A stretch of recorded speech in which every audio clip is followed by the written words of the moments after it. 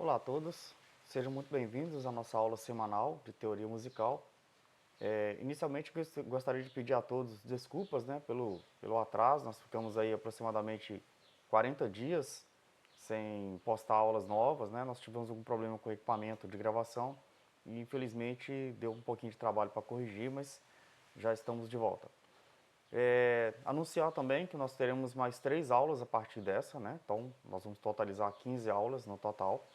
O nosso projeto Aprendiz já está chegando na reta final e dentro dos próximos dias já vão ser programados os louvores, o formato do culto de encerramento, o local, tudo certinho, né? Para que a gente proceda com o encerramento do projeto.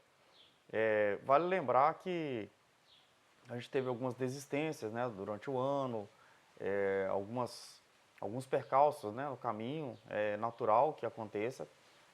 Esse ano, inclusive, nós trabalhamos com um formato diferente, né? Nós estamos fazendo um projeto com toda a área de Guarapari participando, então é natural que a gente tenha algum percalço, né, no caminho por causa dessa junção de todas as áreas, né? A gente estava acostumado a trabalhar com a região sul e a região norte, né? Cada um gerenciando sua grade de alunos, né, monitores e tudo mais.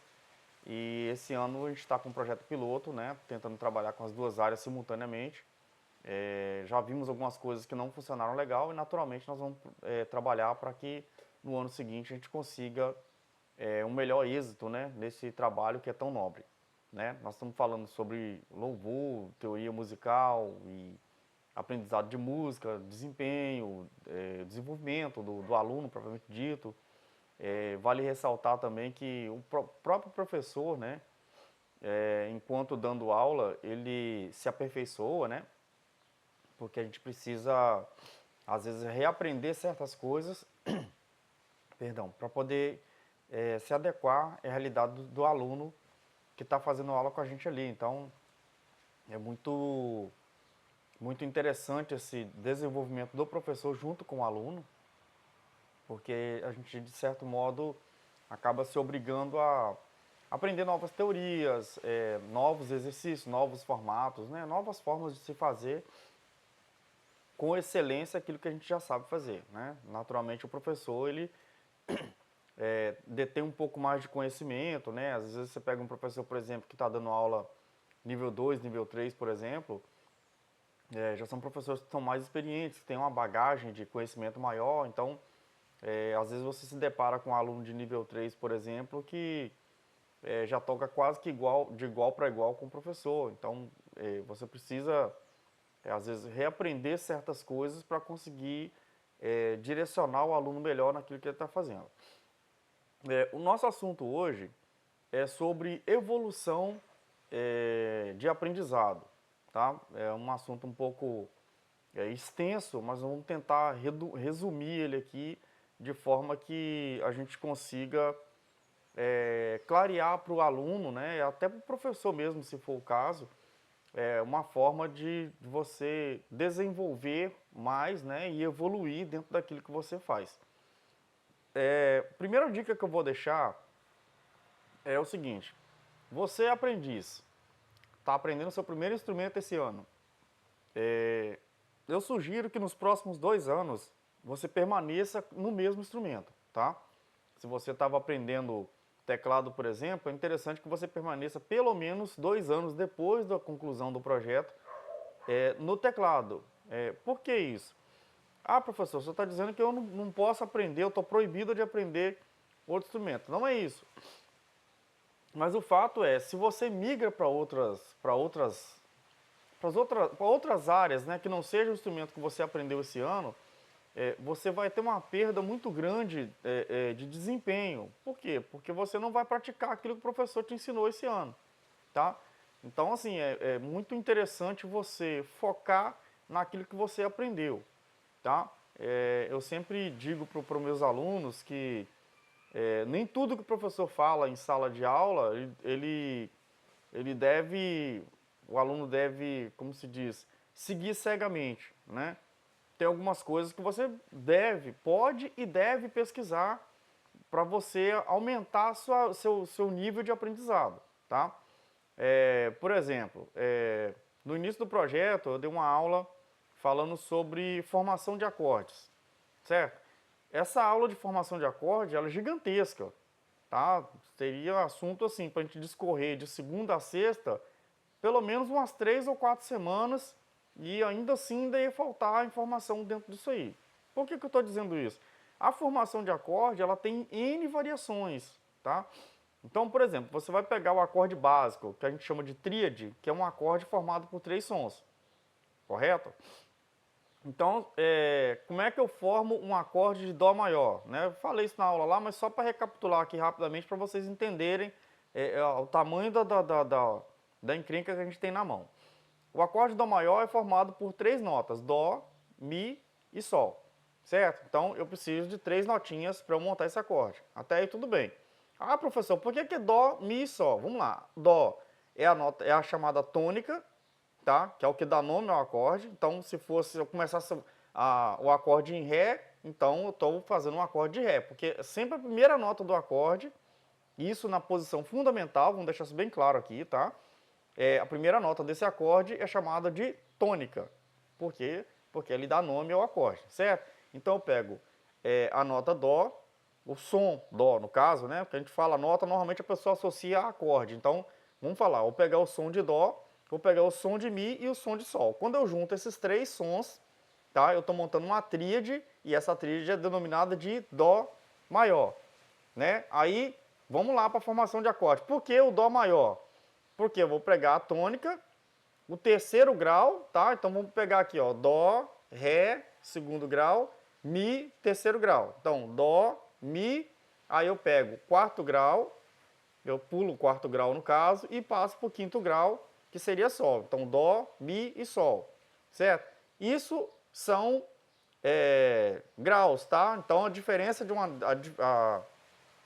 a mudança de uma nota para outra, a gente dá nome de graus. Então, de Dó a Si, que são 7 graus, eu vou contar 7 graus porque eu vou contar 7 notas, correto? Isso nós estamos falando de notas corridas, correto? Se eu estivesse trabalhando com Dó, Dó sustenido, Ré sustenido e tal, aí a gente já dá o nome de intervalos, tá? Por quê? O intervalo entre um grau e outro, dependendo do intervalo, ele vai tornar o acorde maior ou vai tornar o acorde menor, certo? Então, assim, partindo desse princípio, nós temos muita coisa para poder falar sobre formação de acorde. Porque se eu quiser montar um acorde com 4 sons, por exemplo, eu estou montando um acorde chamado de tétrade, tá? Então, assim, aí quando eu vou montar uma tétrade, aí eu vou ter as variações, né? Se a tétrade vai ser maior, se ela vai ser menor, aí ela sendo maior, sendo menor, dependendo da quarta nota que eu colocar, eu vou estar montando um acorde aumentado, diminuto, justo, com a sétima maior, com a sétima menor. Então tem uma série de informações que vão determinar qual que vai ser o nome desse acorde, qual que vai ser a função desse acorde, se ele tem uma função harmônica ou uma função melódica. Então tem todo um aparato dentro dessa questão da formação do acorde para se considerar, correto? Então, assim, se você ficar preso só nisso, você não vai evoluir. Concorda comigo? Então, partindo desse princípio que a gente precisa estar buscando conhecimento, né, vamos colocar assim, para a evolução, naturalmente, né? Já queria deixar uma informação. É claro que o seu professor ele pode te passar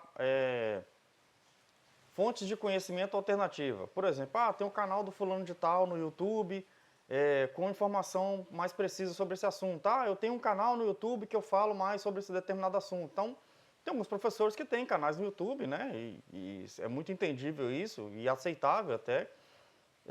Porque às vezes assim, você grava uma aula e você não precisa ficar repetindo aquela aula toda vez que você vai dar uma aula, né? Você pode direcionar o aluno para o canal do YouTube e ele vai assistir a aula igual vocês estão assistindo agora. Eu particularmente gosto de cada vez que eu vou dar aula sobre determinado assunto, eu dar aula ao vivo e a cores, né? Eu acho que é mais interessante assim, acho mais interessante assim, porque é uma oportunidade que eu tenho de estar renovando o assunto, de estar trazendo conhecimentos mais aprofundados, né? Às vezes com uma linguagem um pouco mais objetiva, talvez um pouco mais detalhada. Então, até porque assim, as turmas variam muito de um ano para o outro. Então, às vezes você pega uma turma com um conjunto de alunos que está bem adiantado. Às vezes você pega uma turma que está com um conjunto de alunos assim, um pouco mais atrasado, ou você pega um conjunto de alunos que talvez tenham um pouco mais de dificuldade, né? Estão mais verdes na área musical. Então, é muito normal, às vezes, você precisar passar determinados tipos de informações para uma determinada aula, porque aquela turma que está ali, os alunos daquela turma não têm, vamos dizer assim, o mesmo conhecimento técnico que os demais que estão ali com você. Então, eu gosto de dar aula ao vivo e a cores, né, justamente por isso. Não que esteja condenando algum professor que faça isso, né, até porque, assim, cada professor sabe a dificuldade que a turma dele tem e ele vai se adaptar da melhor forma possível, mas eu particularmente gosto de fazer assim. Então, seguindo dessa linha que eu estou falando, de, por exemplo, né, que a gente deu o exemplo lá da formação de acordes,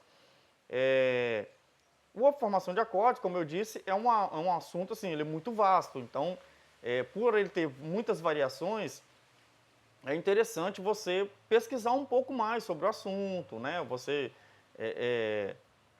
buscar mais informações e mais conhecimento daquilo que está sendo aplicado na aula. Aí tem um detalhe, né? A formação de acorde, ela serve para você executar uma determinada música, né? Vamos colocar nessa forma, né? Porque nós estamos falando sobre música, naturalmente. Mas ela vai te ajudar numa série de coisas. Por exemplo, quando você está executando uma melodia, é natural que a melodia esteja dentro de um determinado acorde, né? E assim, uma vez que você está dentro de um determinado acorde, você vai executar a melodia dentro do padrão daquele acorde, tá? Aí assim, volta a falar, nem tudo que o professor fala você vai seguir cegamente. Você precisa buscar mais informações. Por quê? Para quê? Onde que eu coloco? Como que eu uso? Né? Tem tudo isso. Então, você vai ver, por exemplo, igual eu falei anteriormente, acordes que você vai usar para ele soar harmonicamente, acordes que você vai usar para ele ser dinâmico, né? Ou seja, para ele fazer a música fluir, acordes que você vai usar para dar efeito, acordes que você vai usar para você criar uma harmonia, né? Para você juntar determinado grupo. Então, assim, tudo bem, vamos padronizar aqui que nós estamos falando do acorde de Dó maior, por exemplo. O acorde de Dó maior é um acorde bem básico, né? Aí, a partir do momento que você parte com um acorde de Dó maior com a sétima maior, aí você vai ter um tipo de som. Aí aquele som, às vezes, vai juntar um grupo ali, né? Por exemplo, grupo de cordas, grupo de sopro, né? Ou às vezes você vai espalhar um pouco, tipo, você deu um acorde que deu liberdade para os músicos trabalharem a criatividade. Então você vai conseguir abrir mais isso. Então, assim, tudo vai depender da melodia que está sendo tocada naquela hora, o tipo de acorde que você está usando e tudo mais. Então, se você quiser estudar a formação de acorde, a minha sugestão primeira coisa, você precisa saber qual que é o seu objetivo com aquela formação de acorde que você quer aprender, tá? Por exemplo, eu quero aprender formação de acorde porque eu acho que a minha base é muito seca, por exemplo, tá? Então você vai estudar formação de acorde, por exemplo, com acordes com a sétima maior e com a sétima menor, é uma sugestão, tá? Por que isso? Porque ele já vai te abrir um leque de possibilidades, tá? Então você vai começar a ter um som um pouco mais bonito para ser executado, né? Aí, claro, você vai ter acordes com a quarta, acordes com a nona, com a 11ª, enfim, então uma infinidade, mas dei uma sugestão de um grupo aqui que eu particularmente gosto de usar, que são os acordes maiores com a sétima maior, por exemplo, ou um acorde menor com a sétima maior também. Por quê? Porque esses acordes, eles se encaixam quase que em todas as melodias, tá? Então 95% do que você toca, se você fizer um acorde maior com a sétima maior ou com a sétima menor, dependendo da melodia, né? Você vai ver assim, que ele encaixa bem. Em alguns ele vai ficar meio tosco, né? Você ouve, o som ficou estranho. Então ele não bateu ali. E alguns ele vai dar um som mais exótico, mas no geral, 95% dos acordes com a sétima maior ou com a sétima menor, ele vai encaixar bem com a melodia que você está tocando, tá? Então assim, quer estudar? Começa daí. né? É uma ideia, tá? Não estou falando que da agora para frente você só vai usar acorde com a sétima maior e acabou. O que o professor ensinou lá na turma não valeu de nada, não é isso que eu estou dizendo. Eu estou dizendo que é bom que você comece a trabalhar certas informações, certas pegadas musicais para você evoluir, tá? É muito entendível o aluno que está começando querer evoluir rápido, tá? Então, assim, um ponto importante, não se compara com o seu professor, tá? Às vezes ele toca há muito tempo, tá? Por exemplo, eu toco piano, por exemplo, tem 25 anos já. Aí o aluno que começou, por exemplo, aprendeu o teclado ano passado, veio para nível 2, ele vai querer tocar igual comigo. Vai conseguir, lógico. Mas não assim, de estalo, né? Leva-se um tempo, você precisa estudar, precisa trabalhar, né? Não existe mágica para isso. Tem uma fórmula de boa lá, ó, tem uma matemática aqui que você anota aqui, você vai sair fazendo as notas dentro dessa grade aqui e nunca mais você vai precisar aprender nada de música. Não é assim que funciona, tá? Eu sempre comparo muito a música com comida, né? É tudo uma questão de tempero, tá? O tempero que você gosta, talvez eu não goste. Então, não é que você foi na Bahia, comeu uma comida que eles gostam de colocar uma pimenta, né? É muito típico da região, de algumas regiões lá da Bahia. Aí você vai chegar aqui agora e tudo que você for fazer agora vão sentar pimenta. Não é todo mundo que vai gostar, então você tem que saber temperar, né? Então, assim, a questão de formação de acorde é um assunto interessante porque você vai conseguir jogar alguns acordes que vai ficar agradável para todo mundo. Aí, assim, uma vez ou outra você vai jogar um acorde que você gosta mais de usar, que ele dá aquele som um pouco mais exótico naquele ponto e pronto, né? Não quer dizer que vai virar regra, mas esses acordes de efeito que às vezes você vê um músico fazendo, aí você fala assim, nossa, que bonito ficou. Aí você sai sentando aquele acorde de efeito em tudo quanto é música que você toca. Aí você se queima, né? Porque dá a impressão que você só sabe fazer isso, né? Igual glissando, né? Aquele brrr que você faz no piano lá. Em alguns louvores fica bonito. Você começa a fazer em todos os louvores, fica chato. Poxa, a pessoa só sabe fazer isso, não sabe fazer outra coisa. Então, assim, é muito comum, às vezes a gente aprende um negócio novo e quer sentar aquilo em tudo quanto é música. Então, começa a estudar, começa a tocar em casa, para você ver se aquilo realmente encaixa ali, se fica bonito, né?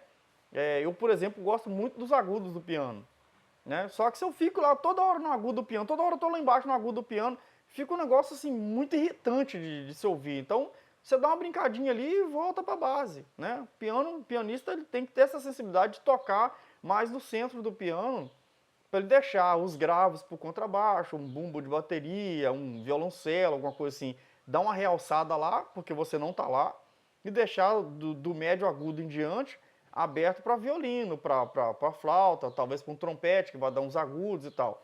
Para você não embolar muito com esse pessoal, porque na hora que eles vão executar as melodias, se você tá usando um baixo lá, gravão no piano lá e metendo uns agudos lá no final, o que sobrou no meio ali? Não tem nada ali. Onde o piano tinha que estar, ele não tá. Ele tá lá onde as cordas estão tocando e tá lá onde o baixo está tocando. Então, né? É tipo você dizer assim, eu não preciso de vocês não, vocês podem ir embora que eu me viro sozinho. Então, fica um negócio estranho. Então, essa questão de evolução musical é um assunto, assim, muito delicado, porque depende de estudo do músico, tá?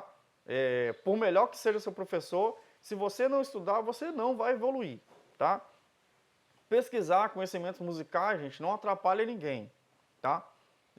Eu só peço assim que você tenha cuidado para você não dar o passo maior do que a perna. Por exemplo, eu tenho um aluno que está fazendo aula de teclado nível 1, beleza? Tudo certo. O outro está fazendo violão nível 1, tá tudo certo.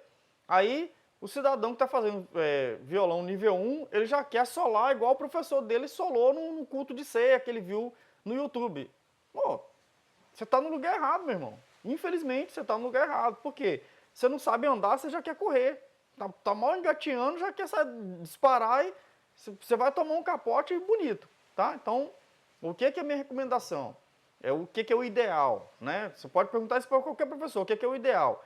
Primeiro, você firma a sua base. Depois, se você tiver uma base firme, sólida, tá? Uma base que dá para entender o que você está tocando, dá para notar o que você está fazendo. O pessoal canta com você tocando na base, não se embola, não perde ritmo, não perde a linha, tá? Você firmou sua base, ótimo. Agora sim, agora nós vamos começar a trabalhar acordes diferentes, nós vamos começar a trabalhar melodias diferentes. né? Nós vamos aprender acordes de efeito, nós vamos aprender escala de solo, né? Aí você vai pegar lá, por exemplo, escala de modo dórico, modo harmônico, entendeu? Vai estudar campo harmônico, vai fazer aulas de harmonia musical. Tudo isso cabe a partir do momento que você está saindo do nível 2 para o nível 3, ou seja, sua base já está bem firme, tá? Você já toca com consciência do que você está fazendo, aí sim você vai começar a evoluir para outros níveis, tá? Porque eu já vi aluno, por exemplo, aprendendo as primeiras notas e já inventando de solar. Aí você vai assim, não, professor, mas eu tenho facilidade de pegar solo. Não, tá tudo certo. Você já sabe tocar seu instrumento sem depender de um professor? Não. Então, tá? Guarda essa habilidade de solo que você tem para daqui a 1 ano, para daqui a 2 anos, para você realmente ter uma base. Por quê? Até porque, assim, se a sua base está bem firme, o solo, e você tem uma facilidade para executar uma melodia em solo, você vai ter mais facilidade porque o seu ouvido pega melhor o som da base e desenha para você o que você pode fazer em volta dela, tá? Então, às vezes é uma coisa assim, parece impossível de se entender a primeiro momento, mas é um tipo de conhecimento assim que poucos professores falam, né? Porque é tão óbvio, né? Para nós que a gente já toca, para a gente é tão óbvio que às vezes você não fala isso para o aluno, mas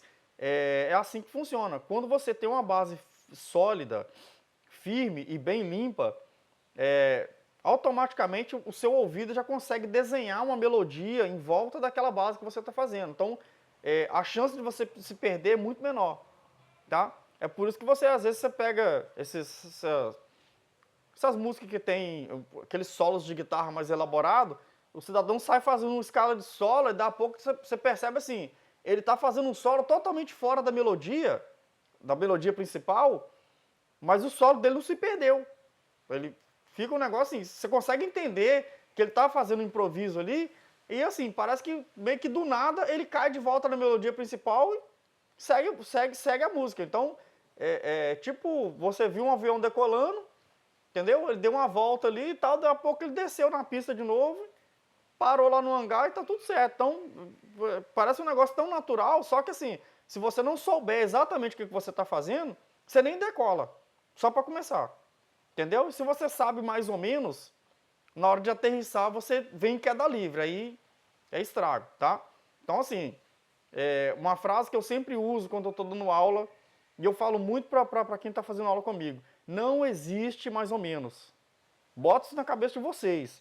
Não existe mais ou menos. Ou você sabe, ou você não sabe, tá? Não, professor, eu estou aprendendo. Beleza, tá certo. Você está aprendendo. Então você não sabe, você está aprendendo. Quando você fala assim, não, eu sei, você não erra mais, tá? Aí é claro que pode acontecer de você estar tocando uma determinada melodia, um determinado louvor na igreja, né? E, sei lá, por alguma razão você se perdeu, tá? Aí assim, não é que... Ah, o senhor falou que a gente não erra mais depois que a gente sabe. Você se perdeu, é diferente, tá? Você puxar uma música num tom diferente, porque... Por exemplo, eu particularmente gosto de tocar de ouvido. Eu não sou muito fã desse negócio de ficar lendo papel, tá? Eu leio partitura, né? Acompanho partitura quando eu estou com um grupo que está partiturado, naturalmente, né? Mas assim, eu gosto de tocar sem papel nenhum, sem partitura, sem cifra, sem nada. Eu gosto assim porque eu consigo explorar um pouco mais a minha capacidade de improviso, né? Mas enfim, então assim, às vezes a queima-roupa ali, pede-se para tocar uma determinada melodia, né? Ah, o pastor pediu para tocar louvor, ouça o som, né? Eu lembrei desse que pediram para tocar na igreja aqui ontem. E assim, já tinha mais ou menos 45 dias que não se tocava esse louvor aqui, então eu tirei ele de ouvido, né? Aí assim, enquanto estava iniciando o louvor ali, eu dei um jeito de acionar meu tablet ali e achar o louvor. Então assim, quando a partitura chegou na minha mão para eu poder tocar, eu já estava na metade da primeira estrofe, né? Então pensa vocês, você está ali mantendo uma base, tira uma mão e mexe lá no tablet, continua metendo a base e mexe lá no tablet de novo, e nesse vai e volta, né? Você corre um sério risco de se perder. Só que assim, voltando ao ponto, né? Como eu tirei o louvor de ouvido, eu corri um risco de tocar ele no tom errado, tá? Por exemplo, poderia ter tirado ele em sol menor, né? Não, mas aí tá muito diferente. Sei lá. Na pressa ali, no desespero, poderia ter acontecido. Só que aí, assim, ia ser um desastre, né? Porque ele estaria vários tons acima do tom original, né? No caso de Mi, eu estaria tocando 2 tons acima do tom original. Em Mi menor, tocando ele em Sol menor. Mas poderia acontecer. Aí esse tipo de erro, por exemplo, não é um erro porque você não sabe, é um erro porque você se meteu a besta, né? Vamos colocar assim, uma coisa que eu faço às vezes, não recomendo, tá? O certo é, pedir uma música queima-roupa, quem pediu a queima-roupa naturalmente precisa esperar que o grupo esteja pronto. Por quê? Eu tinha um grupo de cordas que era para entrar comigo, entraram atropelada porque não tinha aberto a partitura ainda, né? Eu tinha os metais que precisavam entrar comigo, então entraram a queima-roupa. Então, assim, todo mundo praticamente entrou de ouvido. Depois que o grupo começou a cantar, que dá aquele intervalozinho na entrada, que o pessoal conseguiu botar a partitura no lugar e daí para frente foi partiturado. Então, poderia ter acontecido um erro grave ali por falta de uma partitura de uma cifra, né? Mas aí, voltando ao caso que eu estava falando, você errar nesse caso não é porque você não sabe. Estou falando de errar quando você não sabe, é tipo, você começa a tocar uma música, entendeu? Aí você se perde, você perdeu o ritmo, porque você, sei lá, você toca o ritmo mais ou menos, então, sem mais nem menos, você erra a batida e o negócio vira de ponta cabeça. Aí até você conseguir se achar de novo, vai levar um tempo, ou você não sabe a sequência de notas de um determinado louvor, de cor, né? Ou você sabe, por exemplo, mas tem nota que você não lembra como é que faz. Então, nesse negócio de uma nota que você não lembra como é que faz, na hora que chegar nela, vai dar aquele buraco. Principalmente se você está tocando sozinho. Então, isso aí é errar por não saber, tá bom? Então, voltando à questão aqui. Então, procurar o conhecimento é bom por isso, tá? Porque eu vou firmar a minha base, tá? Daqui a 2 anos minha base está firme, está inteira. Então, eu vou conseguir executar as coisas com mais facilidade e com menos problemas, tá? Um outro detalhe que é plausível colocar, né? Atenha-se aos conhecimentos dentro do nível que você tá bom? Tava falando da questão da pessoa que está aprendendo nota e foi aprender solo antes de aprender as notas, justamente por isso. Por quê? Vamos colocar assim, eu peguei um aluno aqui de nível 2, está saindo do nível 2 para o nível 3. Aí ele quer aprender solar. Tá certo? Tá certo. Pode fazer? Pode. Qual que é o cuidado que tem que se ter? Primeiro você começa a executar os solos que já tem escrito. Por exemplo, vou pegar uma coletânea melódica, né, que se fala, ela já vem com as notinhas escritas, você vai tentar tocar o que está escrito ali. Ou você vai pegar uma partitura, né? Tem um solinho na entrada do louvor lá, você vai tentar tocar ele com o que está na partitura, que inclusive é melhor, tá? Coletânea melódica é para último caso, tá? Não tem, então não vamos usar. Por exemplo, não tem partitura, aí eu vou usar a coletânea melódica. Professor, mas a partitura normalmente ela só tem a introdução do louvor, não tem o solo do louvor inteiro. Como é que eu vou aprender a solar o louvor inteiro? Primeira dica, começa a pegar as introduções que tem nas partituras, tá? Por quê? Porque seu ouvido vai começar a acostumar com o som do instrumento e você vai desenvolver melhor a leitura da partitura. É o primeiro ponto, tá? Aí, assim, à medida que você for praticando isso, a parte musical de solo do seu cérebro, ele vai começar a ganhar mais habilidades, tá? Então você vai começar a perceber que tem certos louvores que você já consegue pegar um pedacinho. Então esse pedacinho vai juntando aqui, juntando ali, e você vai começar a desenvolver isso, tá? Eu não aconselho você ficar preso a uma cifra melódica, porque senão o seu cérebro não vai desenvolver, você vai ficar sempre dependente de um papel, tá? Aí, por exemplo, eu quero tocar saxofone.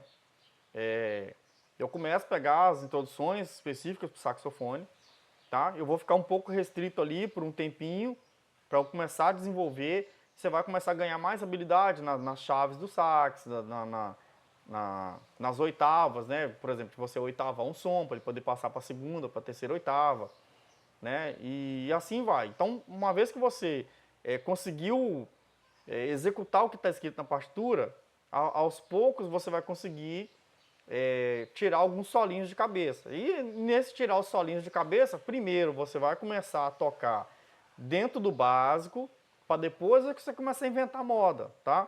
Tô falando isso porque eu conheço um aluno, por exemplo, que está inscrito no canal do fulano de tal, e o fulano de tal faz uns solos muito legais. Aí, assim, ele quer executar no instrumento dele aquilo que o camarada já faz há 20, 30 anos. Né? Só que eu estou começando agora. Então, se eu estou começando agora, como é que eu vou tocar igual um cara que toca há 30 anos? É sem noção isso aí, sem base, tá? Então, assim, tô dando essas dicas aqui, porque igual eu falei, pra gente que já toca, parece muito óbvio, tá? Mas para você que está começando, é fundamental que você tenha isso em mente. Não adianta você querer dar o passo maior do que a perna, tá? Então eu estava falando, se você se ater ao conhecimento do seu nível, que eu estou iniciando na parte de solo agora. Já que eu estou iniciando, então eu vou começar com solos mais fáceis, né? Os tons, por exemplo, que me favorecem. Por exemplo, se eu toco flauta, os louvores que não têm sustenido são melhores. Né? Então você vai começar a trabalhar os louvorzinhos em dó maior, tá? Aí assim, não, tô indo bem nos dó maior, passa pro ré maior, que ele tem dois sustenidos, tem dois sustenidos, desculpa, deu um branco aqui, né? No caso do ré maior, você vai ter o dó sustenido e o fá sustenido dentro da cifra melódica. Por que eu tô falando isso? Porque vai facilitar a sua curva de aprendizado, tá? Aí, assim, eu quero aprender solo, então você vai pegar os canais no YouTube, por exemplo, que falam sobre solo para quem está iniciando. E, naturalmente, mais para frente, você vai pegar aquelas aulas mais complexas, né? Que o pessoal já trabalha com campo harmônico,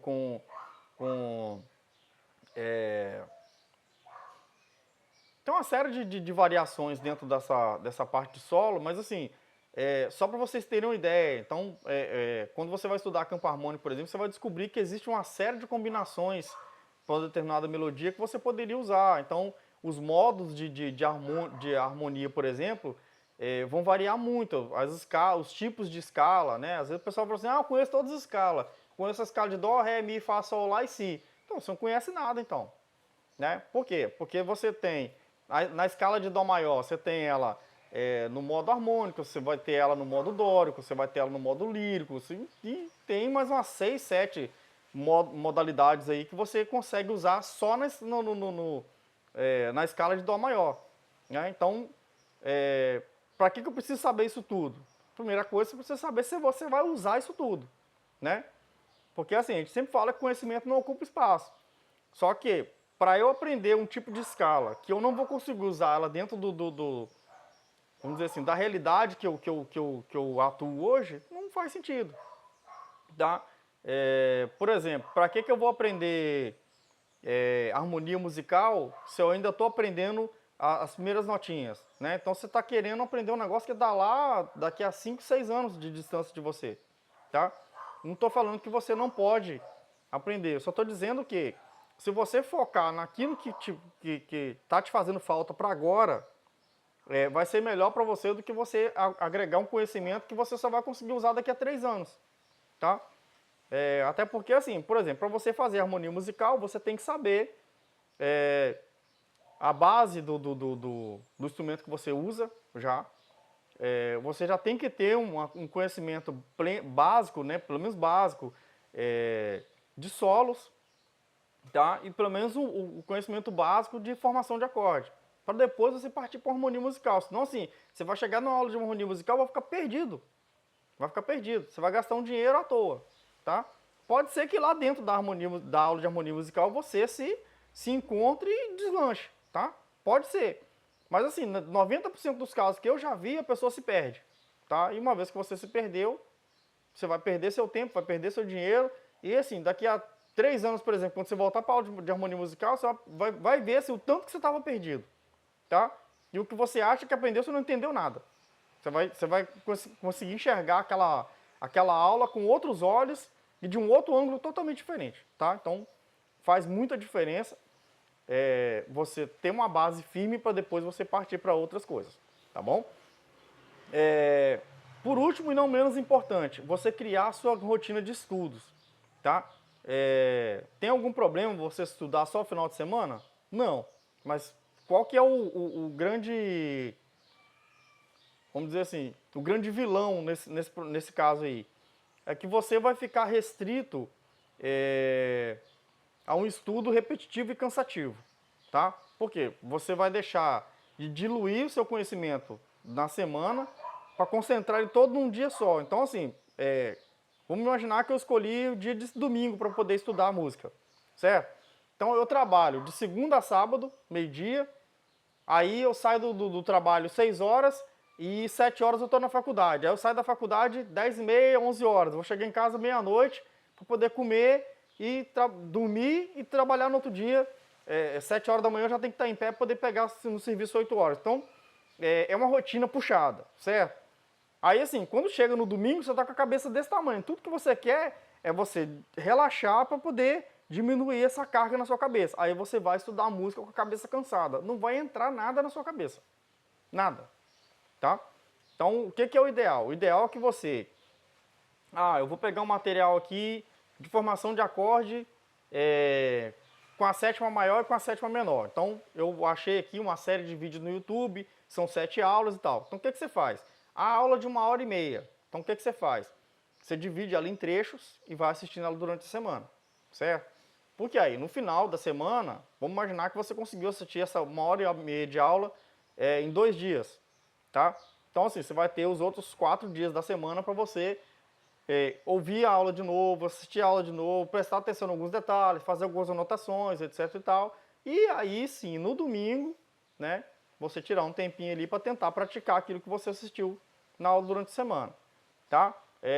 Eu peguei aqui uma folha, por exemplo, achei na internet lá uma folha com 50 acordes de Dó, Ré e Mi maior, por exemplo, né? Aí tem lá as variações dele com a sétima maior, com a sétima menor. Vai dando uma treinada durante a semana. Pega lá 5, 10 minutinhos que seja e dá uma passada nas notas, pega um louvor, tenta executar essas notas dentro dele. Aí você vem trabalhando, aí assim, não pega vários louvores, pega um louvor e tenta variar essas notas ali dentro durante a semana, tá? Aí no domingo, esse louvor teoricamente vai estar pronto. Então no domingo você vai executar ele com as notas que você anotou lá, que você entendeu que ficou mais agradável de se ouvir, certo? Então, aí você tocou lá domingo, não, realmente ficou legal, ficou muito bom isso aqui. Então, já deixa separadinho, na semana seguinte você já vai trabalhar uma próxima sequência de nota, ou talvez um próximo louvor, né, com uma outra sequência de nota, ou talvez com a mesma sequência de nota, para você ver como é que aquelas notas se encaixariam dentro da melodia daquele segundo louvor, daquele terceiro louvor, e assim vai, tá? Porque assim você vai conseguir desenvolver com mais facilidade e com mais fluidez, tá? Qualquer coisa diferente disso, você corre o risco de se enrolar, de se atrasar ou de atrasar o seu conhecimento, tá? Por quê? Cabeça cansada não evolui, tá? Então, tem que tomar cuidado com esses detalhes para você conseguir manter uma linha e conseguir seguir dentro de uma condição que seja satisfatória, tá? Se não for assim, infelizmente, é perda de tempo, tá? Se vocês precisarem, né, quiser alguma dica, alguma coisa, deixa no grupo lá do WhatsApp para nós, né? Nós temos um grupo de aprendizes de teoria musical no WhatsApp. Os alunos que estão nesse grupo, se quiser, pode deixar lá no grupo ou pode me chamar no privado também, te responde. Ou se você achou interessante algum aspecto que eu falei aqui, queria mais detalhes, deixa nos comentários, ou lá no WhatsApp, ou aqui no canal mesmo, tá? Desse vídeo. Para a gente estar fazendo uma abordagem, né, dentro desse assunto que vocês quiserem e para a gente poder estar tentando atender vocês dentro dessa linha de conhecimento. Um outro detalhe que eu queria colocar aqui, agora já está encerrando a aula, a gente já está para encerrar o projeto, né, como eu já tinha falado. A gente estava com uma programação para poder fazer uma aula local, né, ao vivo, com os alunos presencialmente. E eu estou só aguardando o desfecho de algumas situações que estão acontecendo aqui para a gente poder ver se organiza essa aula, tá? A gente já tem um grupo que está ensaiando para poder tocar na aula, né? Para poder executar as dinâmicas que vocês ouviram falar em todos esses meses de aula. Naturalmente, os alunos que estão assistindo a aula de teoria musical e quiserem trazer seu instrumento para tocar, que também pode, não tem problema, tá? Nós vamos organizar isso direitinho. Quando a gente estiver na semana poder executar essa aula, eu vou avisar ó, vai ser tal dia, tantas horas na igreja tal, no último vídeo que eu fizer, que antecede a aula, eu já vou deixar essas informações. E a gente vai tentar gravar essa aula ao vivo lá, tá? A intenção é que a gente dê uma aula ao vivo, tá? Aí se a gente vai conseguir gravar ou não, aí é outro papo, tá? Mas a gente vai tentar gravar essa aula, até porque eu acredito que ela vai servir de ajuda para outras pessoas, tá bom? Esse mês de outubro agora, a gente está no mês da festa da dedicação voluntária, né? Então, ainda tem um evento de criança paralelo, então é possível que a gente não consiga fazer isso no mês de outubro, né? Até porque a gente hoje é 14, né? E aí mais 2 semanas a gente já fecha o mês. No mês de novembro, o foco está voltado para o evento Trombetas e Festas, mas isso não impede que a gente faça uma aula presencial. Então, vou ver se a gente consegue agendar isso no máximo até o meio do mês de novembro, até dia 15 de novembro, para ver se a gente consegue executar essa aula e ter a presença de todos vocês conosco aqui, tá bom? Então, eu espero que essa aula tenha clareado o conhecimento de vocês, né? Claro que a gente fala algumas coisas aqui dentro da linha de conhecimento que a gente já tem, né? Nós atuamos nessa área de louvor tem muito tempo, né? Eu particularmente toco piano tem mais de 25 anos, eu falei 25, mas tem bem mais disso, né? E a gente procura trazer o conhecimento dentro da prática que a gente adquiriu ao longo desses anos, né? Acho que a forma mais fácil da gente passar conhecimento é praticando no dia a dia. Então, a gente tem uma prática de longos anos, né? De responsável de grupo de louvor, né? Eu estou responsável de grupo de louvor desde os meus 18 anos.